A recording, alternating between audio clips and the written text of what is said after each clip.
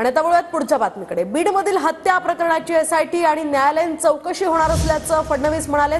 तर वाल्मिक कराडचा खंडणी प्रकरणामध्ये सहभाग उघड झाल्याचंही फडणवीसांनी म्हटलंय। हत्या प्रकरणामध्ये वाल्मिक कराडचा संबंध असल्यास त्याला सोडणार नाही असंही आश्वासन यावेळी फडणवीसांनी दिले। शिवाय हत्या प्रकरणातील मास्टरमाइंडवर आता कारवाई ही केली जाणारच असंही फडणवीस म्हणाले।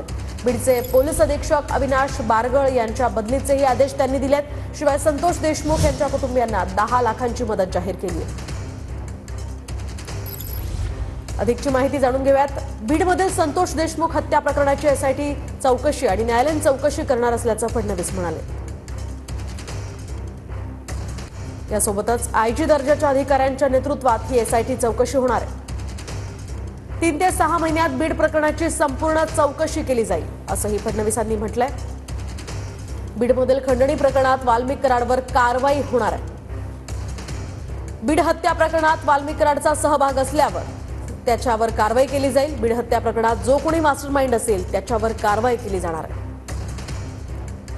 तर बीड हत्या प्रकरणामध्ये बीडचे पोलीस अधीक्षक अविनाश बारगळ यांच्या बदलीचेही आदेश दिलेत।